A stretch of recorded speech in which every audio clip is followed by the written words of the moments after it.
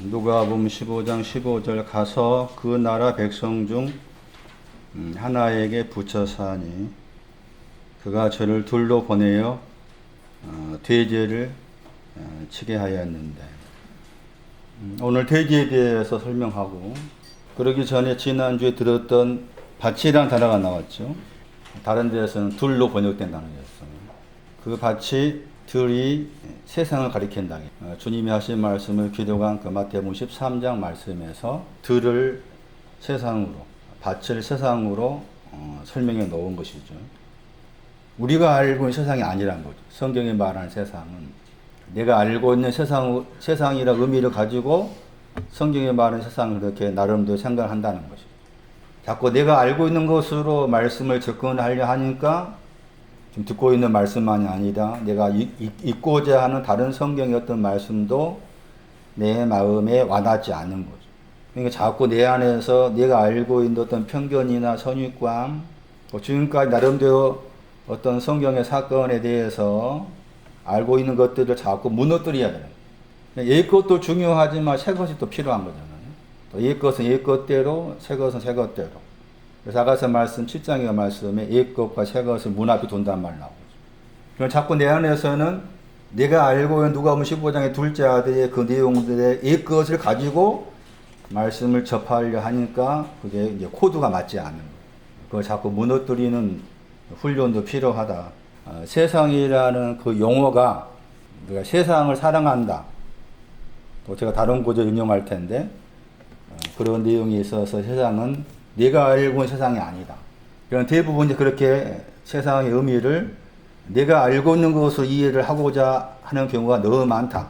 그것 성경이 말하는 세상은 그런 세상이 아니다. 헬라어부터 설명드리면 세상이라는 헬라어 단어에는 코스모스라는 단어죠. 코스모스라는 그 헬라어를 번역할 때 어떤 사람 우주로 번역하기도 해요.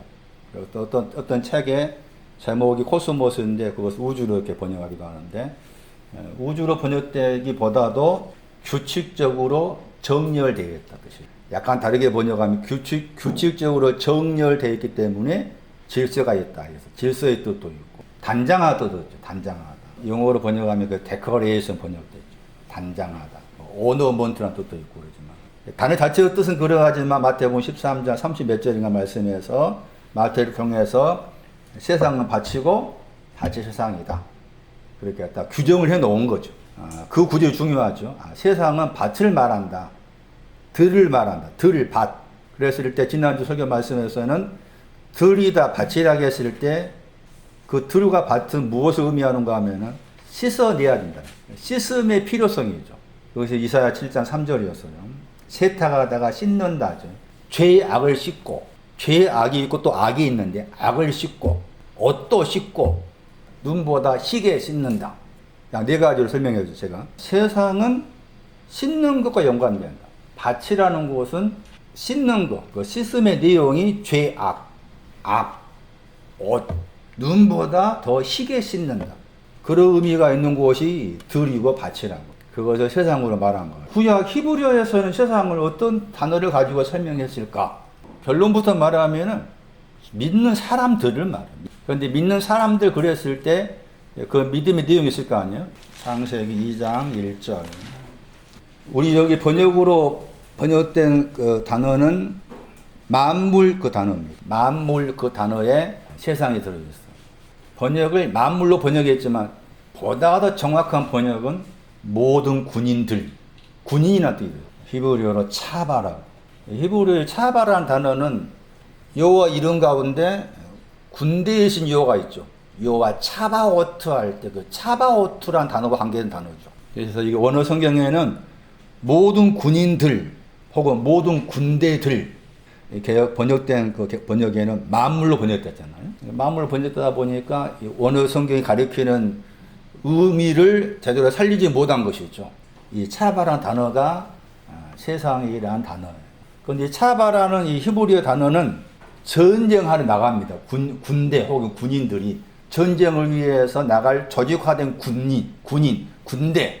그런데 그 조직화되어 있는 군대고 군인인데 일반병이 아니고 정규군 이렇게 나와 있어요. 정규군인이라. 민수기서 2장 32절 말씀에 이스라엘의 아들들을 군대에 나갈 사람들을 조사해 봤죠. 60만 몇 명이 나오죠. 거기에 사용됩니다. 군대라는 용어. 그 군대라는 그 단어가 여기 지금 창세기 2장 1절 말씀에 만물할 때 물로 번역된 단어.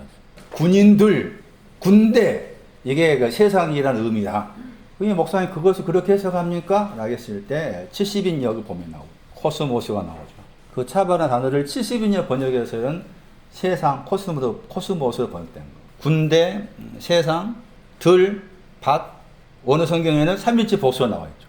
그러니까 이 3인치 복수라는 이 용어하고 군대라는 용어가 이제 합쳐져 가지고 그게 세상의 의미가 되는 거죠. 그들의 군대, 그들은 복수가 나와 있고 세상의 그 단어에 히브리어는 단수로 나와 있어요. 헬라어에서 세상이라는 단어는 규칙적으로 정렬되어 있다. 단장하다 뜻이 되어 있다.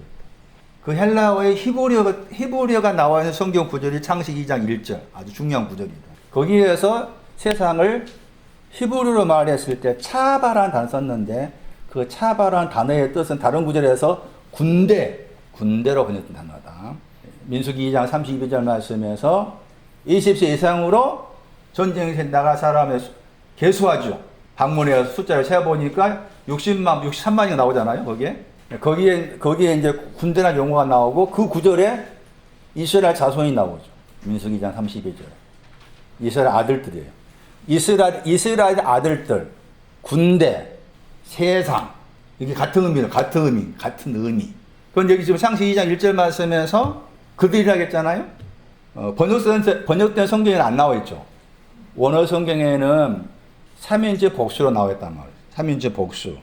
그러니까 3인제 복수니까 그들이죠. 그들의 군대겠죠. 이 그들의 군대가 뭐라고요? 세상이다. 마태복음 13장의 세상은 뭐다? 밭이다. 들이다. 밭은 왜 필요한가? 씻어야 되는 곳입니다. 씻는 곳이다. 세상이라고 했을 때 세상에 가지는 신앙의 내용이 무엇이냐 해서 여기서 지금 그들로 나온 거예요. 그들의 세상이라는 그 말이잖아요. 그들의 세상, 그들의 군대. 그럼 이 그들이란 사람이 누구냐는 거지. 그러니까 성경은 너무 정확하다. 창세기 1장 27절. 원어 성경에는 그들이 나오죠. 원어 성경에. 번역에는 안 나와 있어요. 원어 성경에 그들이 나오죠. 그럼 원어 성경에 그들이 나오는데 그들이 누구겠어요? 창세기 1장 27절에. 누가 그들이다? 하나님 형상 안에서 창조된 남자와 여자가 그들이 되는 거죠. 남자와 여자가 그들이에요. 하나님 형상이에요. 하나님 형상 안에서 창조된 남자와 여자가 그들이 되는 거예요. 어느 성경에 그들이 있으니까.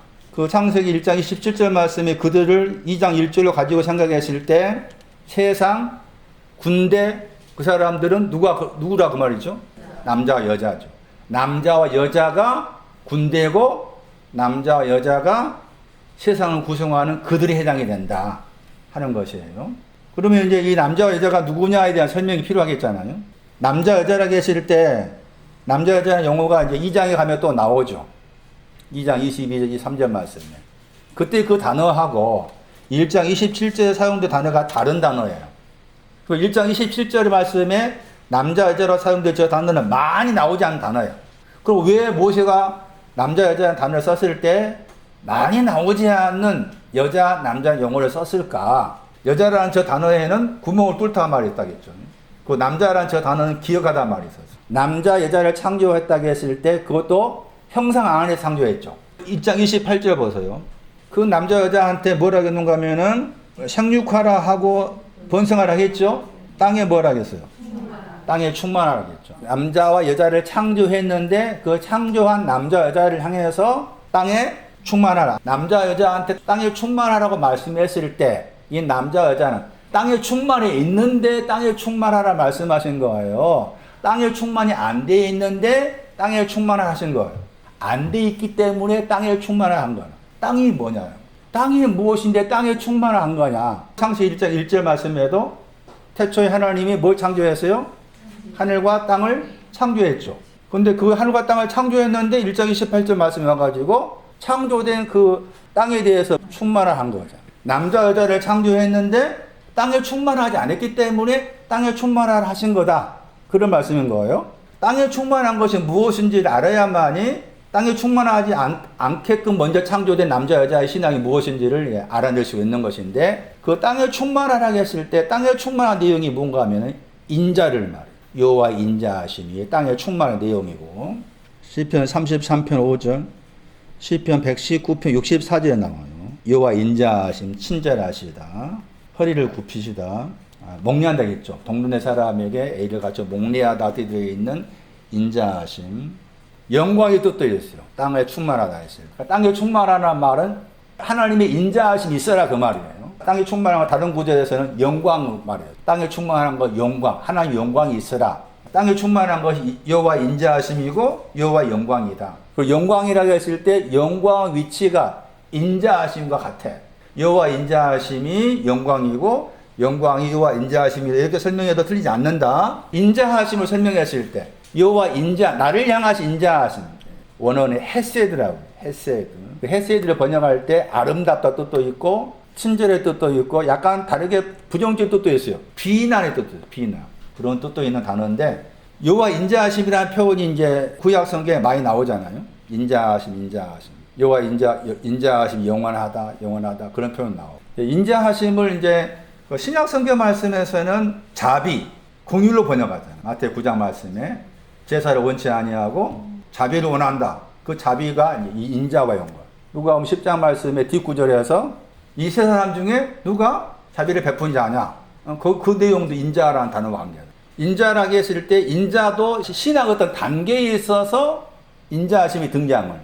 호세아 2장 19절 20절 말씀에 의하면은 내가 너에게 장가든다 할 때 거기서 인자라는 용어 앞에 의와 공평이 나오죠. 의와 공평과 인자와 긍휼, 그리고 나서 믿음이 나와. 내가 너에게 장가든다 했을 때 그런 표현 나오잖아요.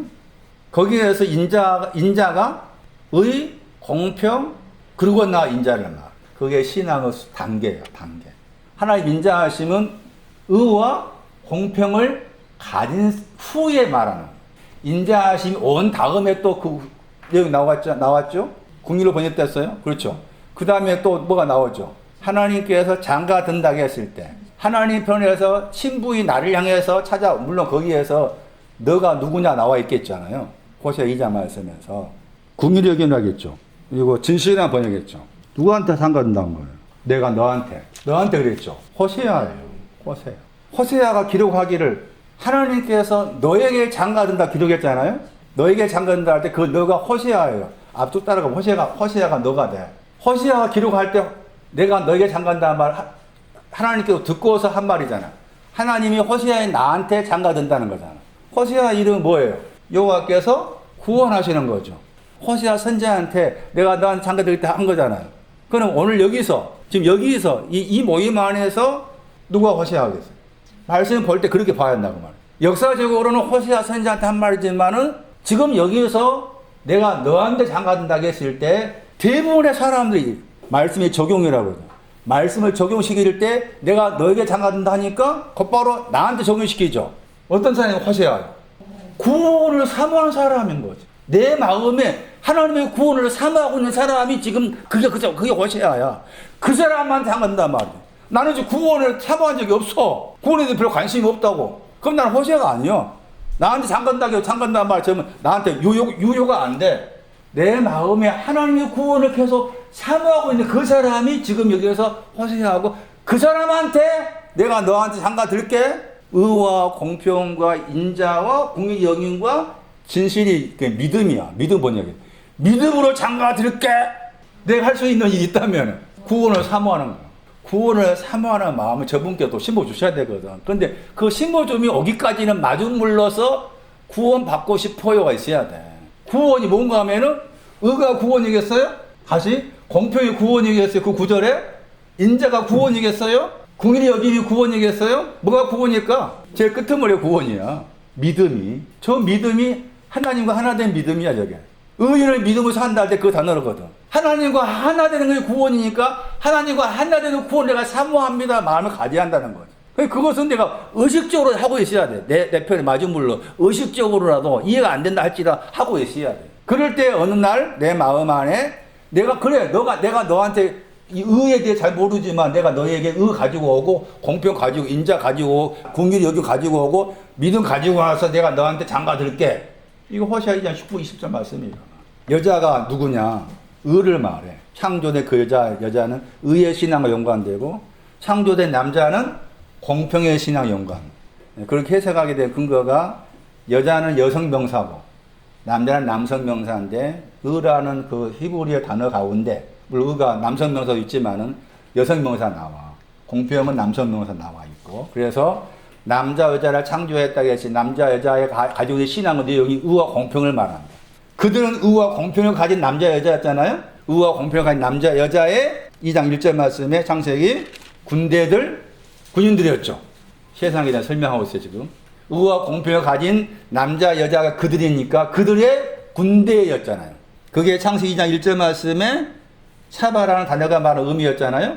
이 차바라는 군대라고 했을 때 군대가 민수기 2장 말씀에서 60만 몇 명이 나와 있잖아요. 그리고 이스라엘 자손과 언급에 나와 있는데 이 군대라고 했을 때 이 군대가 세상이에요. 의와 공평을 가진 사람이 세상이었죠.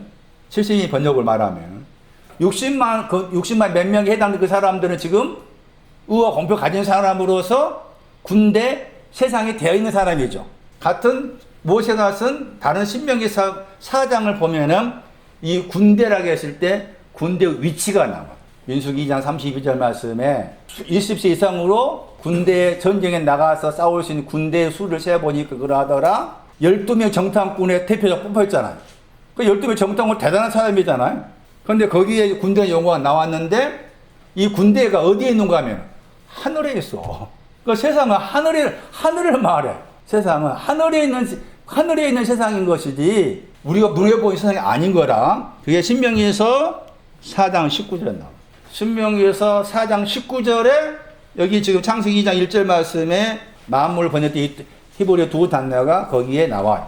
그러니까 신명기에서 4장 19절을 참고하면은 군대라고 했을 때 군대는 하늘에 있는 군대인 거죠. 자, 그럼 또 해석이 필요하겠죠? 하나님께서 창세기 2장 1장 1절이에요. 하늘을 창조했습니다. 땅을 창조했습니다.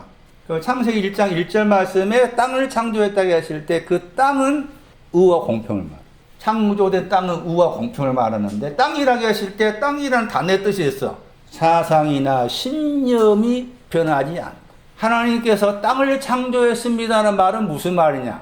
하나님께서 여호와 하나님이 의와 공평을 사랑하시는데 의와 공평을 사랑하신다는 여호와 하나님의 사상은 변하지 않는 거다.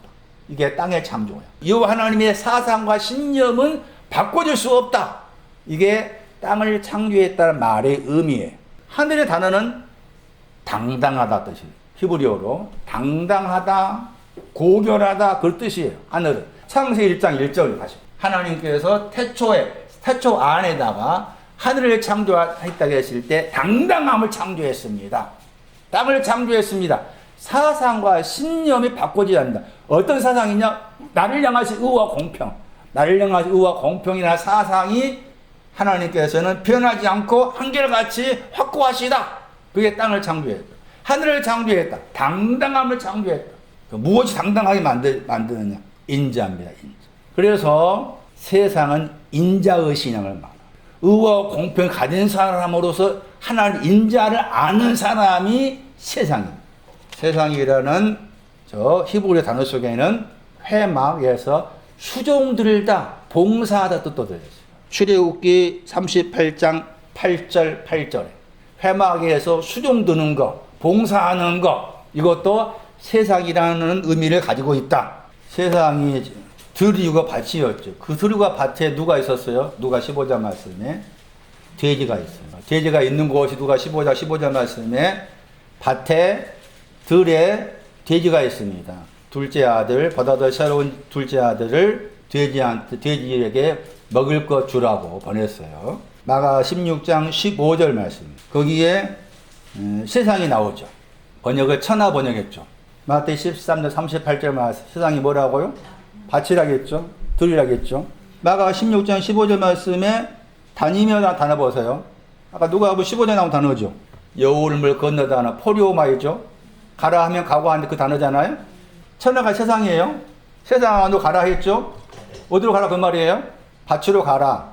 세상이 밭이니까. 또 세상이 인자의 신앙이었으니까 인자의 신앙으로 가라. 너희는 그랬죠? 그 너희는 그 단어 앞에 보세요. 그들이 나오죠. 그들이 11제자입니다. 그 너희는 누구예요? 11제자. 12명이 아니고. 누가 빠졌어요? 유다가 빠졌어. 그 11명의 제자 보세요. 앞에 말씀에 16장 14절 보세요. 믿음이 있어요? 없어요? 믿음이 있어요? 없어요? 없다고 했죠. 마음이 뭐하고 있어요? 완악하지요. 본 것을 보고 살아난 것을 믿어야 안 믿어요?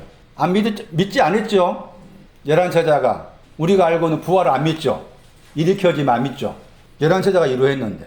우리 상식으로 3년 반 동안 따라다니는 11제자가 이루하는데 믿기가 어려워. 자, 그 사람한테 한 말이에요. 안 믿죠, 지금? 그 너희는 가라겠죠? 온이나 빼버리면 어디로 가라고? 안 믿는 그 11제자한테 세상으로 가라겠어. 우리가 세상이 아니잖아. 제자들 지한테 가라 그 말이. 제자들한테 네가 안 믿으니까 어디로 가라.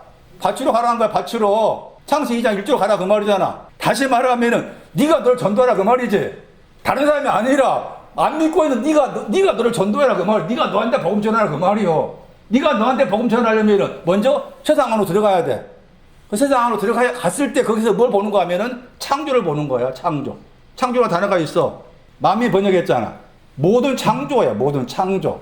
야가 15절 9절은 제자들이 자기에게 밭에 가서 창조를 봐야만이 창조된 본 그 제자인 너에게 네 자신한테 복음 전하는 거예요. 자기가 자기 전하는데 먼저 밭으로 가야 되고 밭으로 가서 창조를 봐야 돼. 창조를 보았을 때 창조를 본 그에게 복음을 전하라 한 거예요.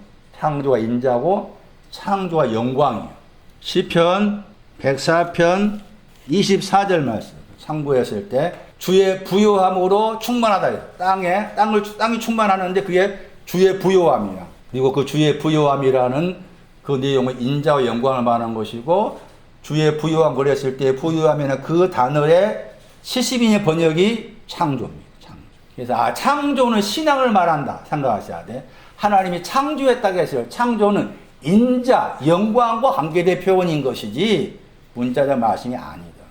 마가복음 16장 15절 말씀도 잘못 해석하다 보니까 믿지 않는 11명의 제가 믿지 않는 사람인데 어떻게 믿지 않는 사람이 가서 겉에 거 생각했을 때 가서 전합니까? 믿지 않는 너니까 밭으로 가라.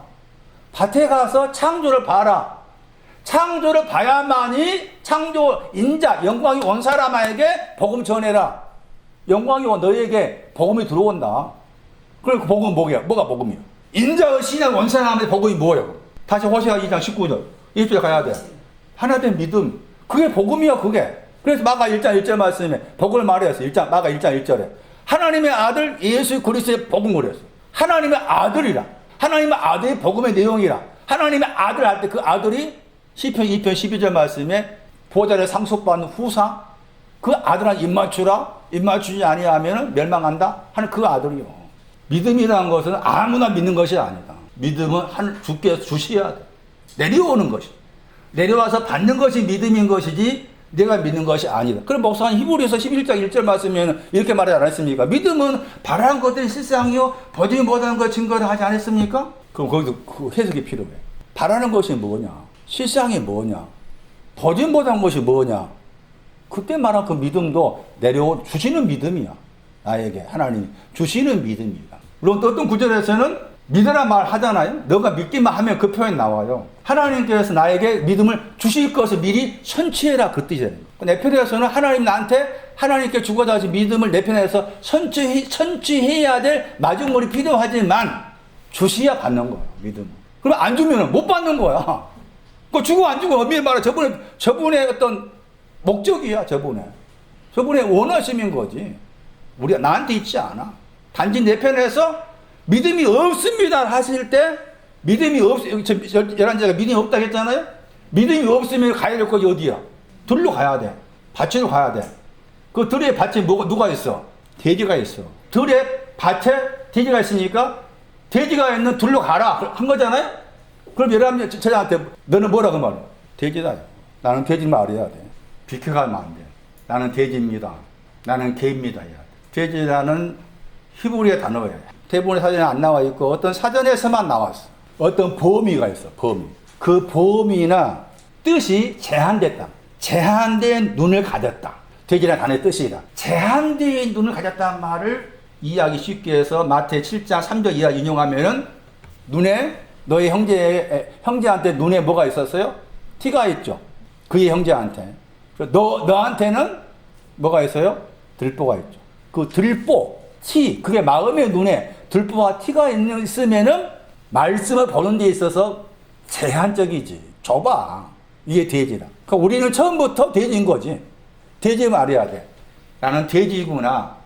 하나님 말씀의 범위, 말씀의 뜻을 이해하는 데 있어서 편협되어 있고 좁혀져 있고 제한적이다. 바울은 돼지였을까? 바울은 돼지였어. 바울도 돼지였어. 나중에 나와 다시 풀면은 바울도 돼지였어. 나는 돼지입니다 해야 돼.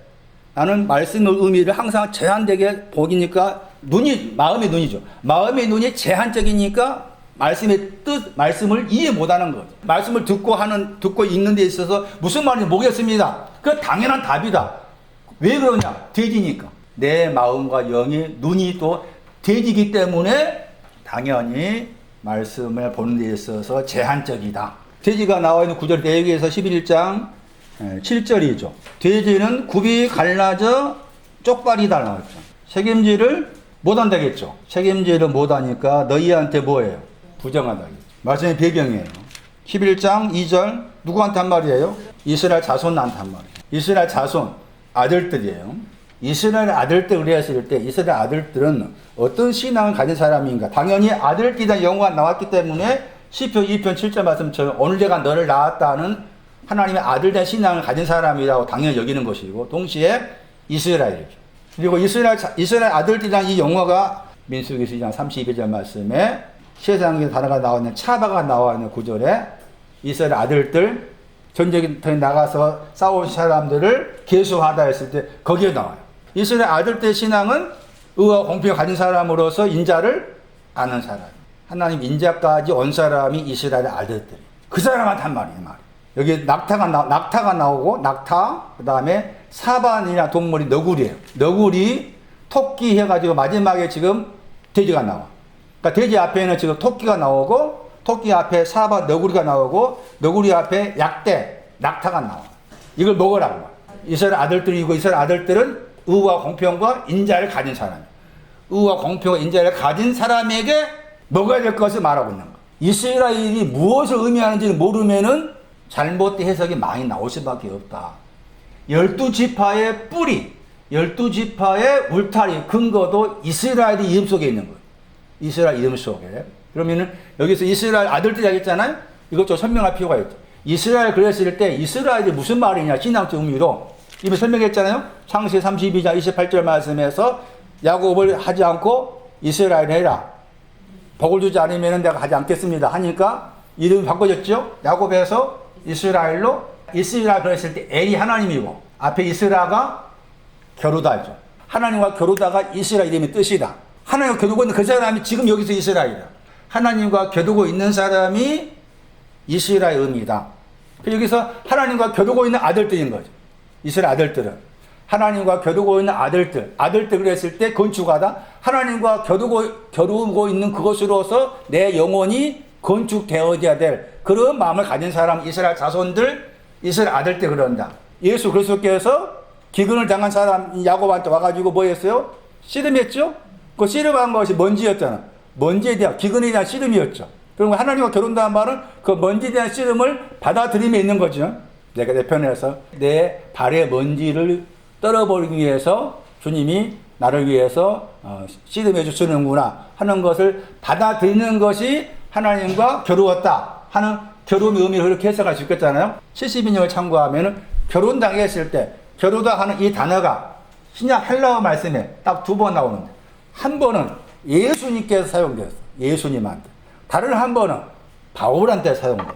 하나님과 겨루는 사람의 모델은 바울이야. 바울. 거기 야곱이지만 야곱도 겨루었죠.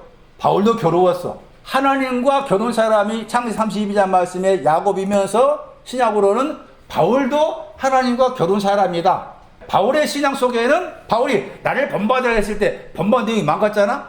근데 그 바울을 본받는 데 있어서 먼저 생각이 될 부분이 겨룬다는 말로 생각한다면 나는 하나님과 겨루었다. 하나님과 겨루고 있는 나를 본받아라. 너희들도 나를 본받아라. 하나님과 겨루어라. 그런 의미인 거지. 하나님과 겨룬다는 말이 뭐냐? 구체적으로. 그래서 그 70인이 번역에서 하나님과 겨룬다고 했을 때 바울한테 사용된 그 단어가 나온다고 했죠? 그 단어가 사도행전 9장에 나와요. 사도행전 9장 19절. 앞에 사도행전 9장 18절 말씀은 눈에서 뭐가 벗겨졌어요? 비늘이 벗겨졌죠. 이 비늘이 뭐였어요? 기근이었죠. 비늘이 영적인 기근을 말하고 또 문둥병도 이 기근과 이 단어와 관계돼. 비늘. 문둥병도 비늘이고 두렙돈도 여기 비늘이고 같아요. 두렙돈 비늘. 문둥병도 비늘. 문둥병이 벗겨졌다. 떨어졌다. 두렙돈이 떨어졌다. 이 말인 거지. 그 두렙돈이 떨어지니까 기근이 끝나니까 떨어지니까 9장 19절 말씀에 뭘 먹었어요? 음식을 먹었다게 영접하다. 음식을 영접하니까 뭐 했어요? 저 단어. 단건하다 저 단어가 히브리어로 겨루다. 겨루다 그 단어 밑에 72년 번역 보시면은 사도행전 9장 19절에 나와요. 강건해진 것이 하나님 겨루는 것. 이것이 이스라엘의 영적인 의미다. 음식을 받아서 음식을 영접하니까 강건해졌어요. 그 음식이 뭐냐? 히브리서 5장 12절 14절 사도행전 2장 46절을 참고하면은 음식에 대한 내용이 나와요. 그 음식을 영접하니까 강건해진 거다. 강건해지다. 이것이 하나님과 겨루다의 의미다. 하나님과 겨루는 것은 음식을 영접해서 강건해지는 것인데 음식을 영접해 강건해진 것이 이스라엘의 영적인 의미이다. 이 사람들에게 먹을 것을 이야기하고 있다. 다시 돌아와서 레위기에서 11장 먹는데 어떤 걸 먹느냐? 11장 거기 3절에 먹어야 될 내용이 굽이 갈라져야 되고 쪽발이 돼야 되고 그 다음에 책임질 해야 되고 그렇죠.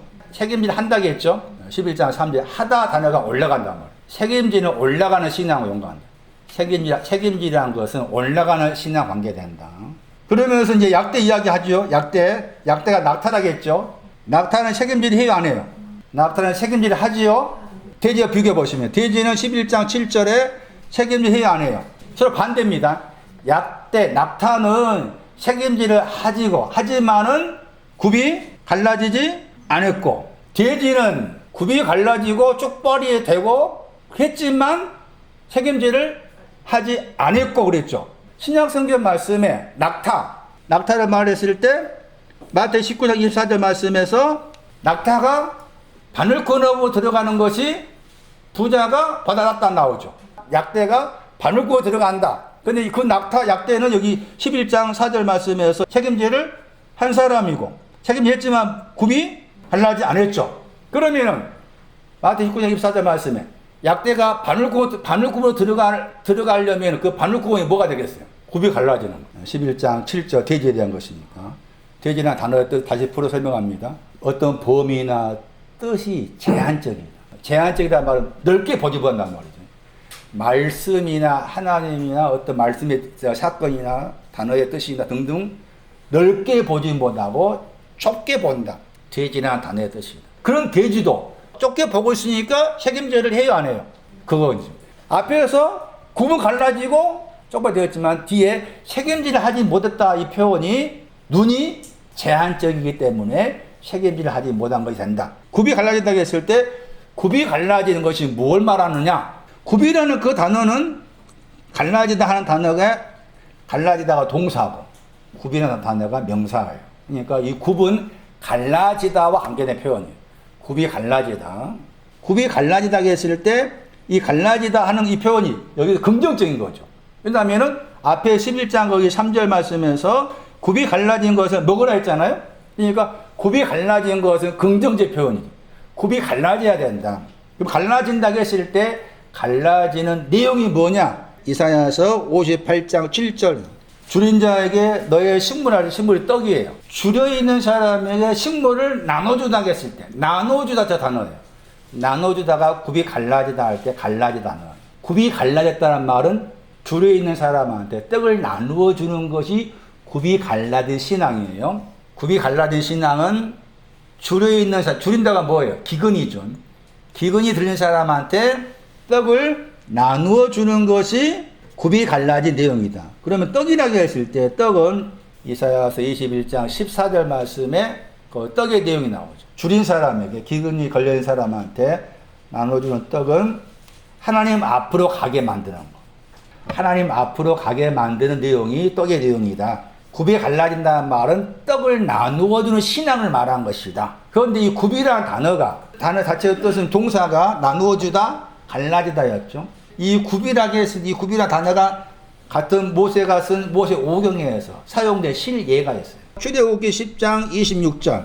출애굽기 10장 26절 말씀에 한 마리도 번역된 저 단어가 굽이라는 단어. 굽이라는 저 단어가 나누어주다 관계였잖아. 나눠준다고 했을 때 굽이라는 단어가 동사가 나눠주다. 뭘 나눠준다? 줄인 사람에게 뭘 나눠준다고? 떡을 나눠준다고 했죠. 떡을 나눠주지만 남길 수 있다고 해서 없다고 했어요. 남길 수가 없다고 했죠. 떡을 나누어주는 신앙이 되었지만은 남아있는 신앙이 아니다 말. 너와 같은 남아있는 신앙이 아니다 그 말이에요. 굽이 갈라졌단 말에서 줄인 사람한테 떡을 나눠주지만 떡을 나눠주는 그 신앙은 남아있는 신앙이 아직은 아니다. 레위기서 11장 7절 설명하고 있어요. 쪽이 나오죠. 앞에서 말씀에서는 굽이나 단어 동사와 관계에 말했고 뒤에 부분에서는 쪽이 나와요. 굽이나 단어가 발이 굽이죠. 그 굽이 쪽이 나오죠. 그 쪽이 나오고 그 쪽이라는 단어의 동사가 번역을 이루어다 번역했죠. 그 쪽이라고 했을 때 그 쪽이라는 단어의 뜻이 있어요. 갈라진 곳을 말해요. 갈라진 곳. 틈이란 뜻, 틈. 틈이 있다 그 말이죠. 하나님과 나 사이에 틈이 있단 말. 하나님과 나 사이에 틈이 있다는 말이 쪽의 의미예요. 예수 그리스도와 나 사이에 뭔가 균열되어 있다. 틈이 벌어져 있다고 했을 때 그 틈이 벌어진 내용이 무엇이냐 하는 것이 저 동사를 통해 설명하는데 틈이라는 동사가 뭔가 하면은 비난하다. 그때 들어있어요. 비난하다, 꾸짖다. 이런 뜻이 들어있어요. 저 꾸짖다, 비난하다는 저 동사가 나와 있는 어떤 구조를 통해서 하나님과 나 사이의 틈이 무엇인가를 알 수가 있는데 그 틈이 있는 것에 대해서 꾸짖은 사람이에요. 돼지가. 돼지의 신앙도 나도 신앙 아니잖아요. 틈이 있는 걸 보고서 꾸짖었으니까. 틈이 있는 거 보고서 꾸짖는 사람이 다윗이에요. 다윗. 다윗도 돼지의 신앙 가진 사람. 바울도 돼지가 관계되고 다윗도 돼지와 관계된 거라. 사무엘상 24장 7절 보세요. 이 원성경의 8절이에요. 자기 사람들, 다윗이 자기 사람들 나오죠. 자기 사람들 단어 보세요. 구더기죠. 다윗에게 속한 사람들 가운데 구더기와 관계된 사람이 에노시 구더기인 사람들 향해서 금했다 했죠. 금하다 저 단어가 꾸짖다, 비난하다 하는 쪽이라는 단어의 동사예요. 돼지의 구에 쪽이 있다고 했을 때 그건 갈라진 틈이 있다 말이고 갈라진 틈이라고 하면 하나님과 나 사이에 갈라진 틈이 있다고 말이에요. 다윗은 갈라진 틈을 보고서 꾸짖었다 하는 것인데 갈라진 틈을 가진 사람이 다윗에게 속한 구더기인 사람. 내용이 뭔가 하면은 이해하기 쉽게 말씀드리면은 동굴에서 사울을 만나죠. 다윗과 다윗의 사람들. 그랬을 때 구더기인 다윗 사람들이 사울을 만났기 때문에 사울이 이렇게 핍박했잖아. 하나님께서 아마 그렇게 말했어요. 하나님께서 지금 저 사울을 죽일 수 있는 기회를 주신 것 같다. 죽이자 아마 그런 표현이 나올 거예요. 그런 식의 표현이. 찾아보세요. 다윗의 사람들이 가로되 벗어서 여호와께서 당신에게 이르시기를 내가 원수를 너의 손에 붙였다. 이 기회가 지금 동굴에서 사울을 만났으니까 하나님께서 너의 원수를 내 손에 붙이리니 너의 속에 선한 대로 그에게 행하라. 죽이자 하는 거잖아 표현이. 그러니까 하시더니 이것이 그날이다. 아 지금 좋은 기회가 왔다. 사울이 계속 다윗을 핍박하고 있는 그 상황에서 동굴에서 딱 사울을 만났어요. 기회다. 오늘 죽여야 될 기회다. 하니까 다윗이 일어나서 사울의 겉옷자락을 어떻게 가만히 뱄죠. 그리고 그리한 후에 사울이 옷자락 뱀을 인하여 옷자락 뱄어요. 누구 말 듣고서? 구더기인 사람 말 듣고서. 다윗도 약간 그런 마음이 구더기인 사람 말 들어보니까 약간의 그런 마음이 있었겠죠. 핍박하니까 그냥 고배라 죽이지 못하고 옷자락 벤 거예요. 뱄는데 다윗의 마음이 뭐였어요? 찔렸죠. 그리고 자기 사람들에게 이르되 내가 손을 들어 여호와의 기름 부음을 받은 내 주를 치는 것은 여호와의 금하시는 것이니 그는 여호와의 기름 부음을 받은 자가 됨이니라 하고 쪽발 발굽에 틈이 있다. 그 말은 하나님의 기름 부은 자에 대해서 뭐 하는 거야? 기름 부은 자가 하나님 기름 부은 자 자기를 공격하고 자기한테 이쪽에 핍박을 가하니까 다윗의 에노시 속한 사람들 구덕이 다윗 약간의 마음에서 공격하려고 죽이는 어떤 의도가 있는 거죠. 어차피 뱃당 자체가 마음 찔렀단 말이 죽이는 어떤 의도가 있었던 거잖아. 정찰해 보니까 아니다 그 말이죠.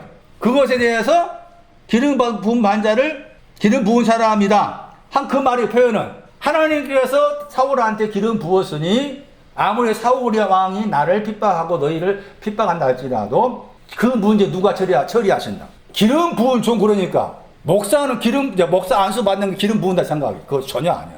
기름 부은 종의 의미 정확히 이해되겠죠. 사울왕은 정확하게 하나님의 기름 부은 종이잖아. 아무리 그 기름 부은 종이 잘못됐다 할지라도 하나님 기름 부은 종이니까 하나님께서 그 문제를 해결하실 부분이 내가 개입해가지고 해결할 문제가 아니다고 다윗이 생각한 거잖아요. 나머지 그 에노시 속과 구덕에 속한 사람들은 기회가 주어졌으니까 하자는 것이고 이게 쪽이 갈라진 거예요. 쪽에 대한 단어의 설명이에요. 기름 부은 종에 대한 것의 잘잘못은 하나님께 있는 거예요. 내가 다윗인데 나하고 너희들도 거기에 개입돼서는 안 돼. 내가 조금 마음이 있어가지고 어찌할 뺐는데 어찌할 뺀 것이 내가 후회된다.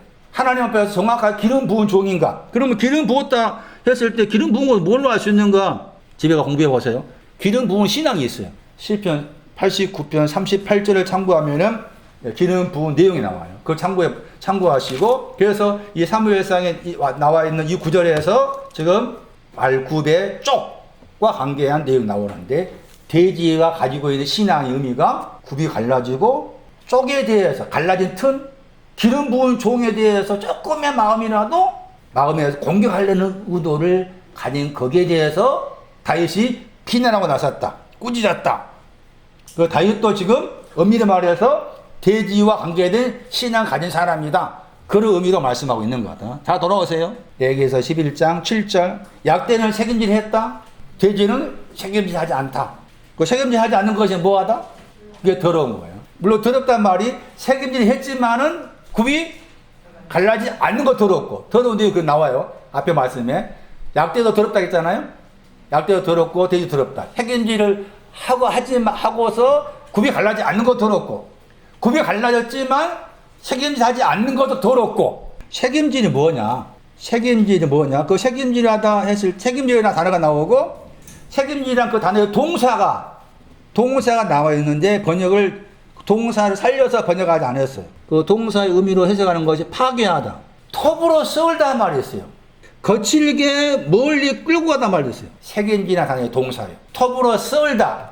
거칠게 멀리 끌고 가다.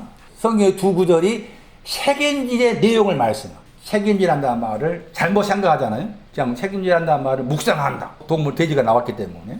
히브리 단어 자체에 그런 뜻이 아니에요. 거칠게 멀리 끌고 가다, 톱으로 썰다, 파괴하다.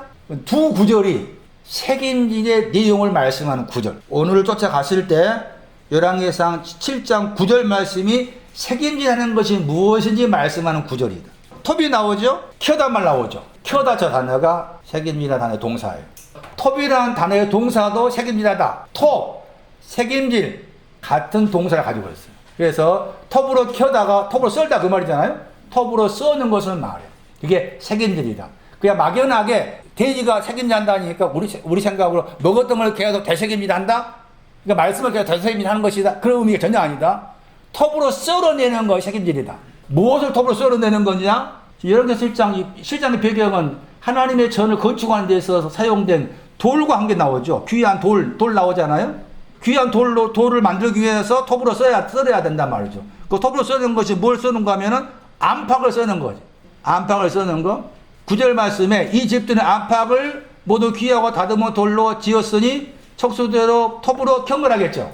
안쪽과 바깥을 썰어내는 거 책임지라는 거예요. 돼지를 가리켜서 책임질하지 못하다고 말했다. 그 책임질하지 못한 것을 부정하다 그런다. 약대는 책임질을 하는데 그게 갈라지지 않았기 때문에 부정하다. 더럽다 하겠다. 그러면 책임질하는 것이 뭐냐? 안팎을 써는 걸 말한다. 안팎을 잘라내는 거. 안팎이 있는데 그 안팎을 잘라내는 것을 가리켜서 책임지는 것이다. 그리고 안팎이 뭡니까? 안에는 뭐가 있고 바깥에 뭐가 있단 말 나오잖아요. 그게 마태복음 23장 25, 마태 23장 27절, 마태 23장 28절, 고린도후서 7장 5절 나와.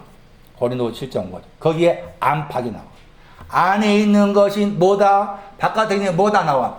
안쪽에 있는 것도 바깥에 있는 것도 뭐 해야 된다? 잘라내는 거. 이것이 책임져야 할 내용이다. 다른 한 구절. 잠언 말씀에 잠언 21장 7절 안쪽과 바깥에 성경 구절 집에 가서 보시기로 하시고 잠언 21장 7절에 그 구절도 책임질하다예요. 책임질한 내용이 나와요. 잠언 21장 7절 악인이 나오죠. 악인의 강포가 나와. 악인의 강포는 자기를 소멸하다겠죠. 자기를 소멸 저 단어예요. 자기를 소멸하는 것이 책임질하는 거예요. 자기를 소멸하는 것이 책임질하다. 약간 다르게 번역하면은 거칠게 멀리 바깥으로 끌고 가다. 그 악인의 강포 관계죠. 악인의 강포가 있는데 그 악인의 강포를 열왕기에서 실정 해석한 다음에 톱으로 썰다. 자기를 소멸하다. 톱으로 썰다. 이 악인의 강포 관계. 악인의 강포를 잘라내는 것. 그것이 책임질이다. 악인의 강포가 무엇일까? 시가랴서 11장 2절 3절에 나와. 시가랴서 11장 2절 3절 이 구절도 집에 가서 공부해 오세요. 악인의 강포를 잘라내는 것, 안팎을 잘라내는 것, 이것이 책임지는 것이 약대는 그렇게 했다. 그런데 돼지는 책임질을 어떻게 했다? 하지 못했다. 책임질 하지 못했다. 어떻게 그럼 잘라내는 거 안쪽에 마태복음 3장 보면 안쪽에도 뭐가 있고 바깥에 뭐가 있고 표현 나오잖아. 그런데 그 안쪽과 바깥을 잘라낸다고 했을 때 또 잘못 이해하면은 내 속에 있으면 내 속에 방탕이 있다. 바깥에 외식이 있고 내 안에는 방탕이 있다. 외식과 방탕의 표현도 나오는데 그 바깥인지 안쪽인지 잘 모르겠는데 찾아보시면 나올 거예요. 어쨌든 외식이 있고 방탕이 있는데 그것을 잘라내는 것이 책임질하는 것이다 라고 했을 때 내 안에 있는 방탕과 외식 또 바깥에 있는 것을 잘라내면은 내 속에 뭐가 있다면은 흔히 말하면 잘못된 생각이지만 내 속에 죄의 뿌리가 있다. 죄의 뿌리를 잘라내라. 잘라내니까 전혀 내가 죄 짓지 않는다. 이런 생각하는 사람 더 있잖아요. 책임질 한단 말은 잘라내는 것이다. 내 안에 있는 거, 바깥에 있는 거, 두려움, 고리고 7장에 두려움 나와. 안에라겠는가? 안에 있는 두려움을 잘라낸다니까 전혀 두려움이 없다. 생각이 쉽잖아요. 그런 개념이 아닙니다. 잘라낸다고 했을 때 그 잘라내면 내가 하는 것이 아니고 저분이 가져가시는 잘라내는 것. 여기 잘라낸다고 했을 때 그 단어에 70인제 번역 보시면은 히브리서 13장 20절이 잘라내는 것이 무엇인지 말씀하는 구절 아나고라는 단어. 헬라어 아나고라는 저 단어가 레위기서 11장 7절 말씀에 책임지다 단어의 동사인 단어를 아나고라는 단어로 설명했는데 그거 아마 번역을 어떻게 번역했는가 보세요. 히브리 13장 20절에 이끌어내셨다. 히브리 13장 20절 이끌어내셨다. 저 단어가 톱으로 잘라내다 책임지하다 하는 의미. 책임지하다. 번역된 거 보세요. 양의 큰 목자이신 우리 주 예수를 영원한 언약의 피로 죽은 자 가운데서 이끌어내셨다. 죽은 자 가운데서. 레위기서 11장 그 7절 말씀에는 죽은 자가 뭐예요? 잘라내지 못한 거죠. 책임질하지 못한 거예요. 책임질하지 못한 데서 이끌어내셨다. 잘라냈다. 책임질하게 되었다. 이끌어내셨다 하는 저 단어의 히브리어가 책임질하다 하는 단어의 동사구나. 잘라내는 것은 언약의 피를 통해서 이끌어내신 것을 말한다. 평강의 하나님. 잘라낸다 의미를 이끌어내셨다 하는 저 단어로 설명하고 있는 거. 반드시 나는 돼지임을 알아야. 누가 돼지였다고? 다윗도 돼지였고 다윗은 긍정이 돼지였잖아요. 긍정적인. 틈이 있었을 때 그 틈을 보고서 하지 마라 한 거죠. 바울이 돼지인 증거. 바울도 돼지였다. 충격이어야 돼.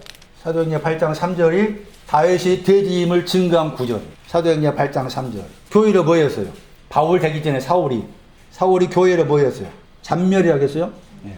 잔멸하다.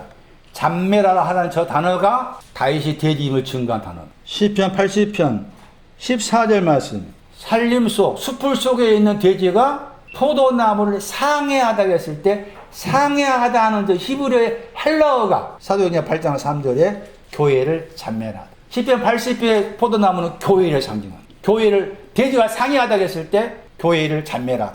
바울도 돼지야. 사울이었을 때 좁은 눈을 가졌으니까 교회를 핍박한 거잖아. 마음의 눈에 돼지의 눈밖에 없었기 때문에 사울이 교회를 잔멸했어. 상해했어. 사울도 바울 되기 전에 사울도 그러한 사람이에요. 그 다음 주 설명드릴 것은 왜 그러면은 그 둘째 아들을 돼지가 있는 들에 가라 했느냐? 너 돼지 말라는 거야. 너 돼지를 알아라. 네가 스스로 알아봐라. 그 돼지한테 먹을 거 주라 했잖아. 돼지는 알아야 되고 돼지가 먹어야 될 거 뭔지 알아봐라. 그 다음에 돼지가 우리가 많이 하고 있는 구조이죠. 쥐어 열매를 먹고자 했는데 쥐어 열매가 뭘까? 생각해보세요. 돼지가 먹어야 될 쥐어 열매가 뭔지.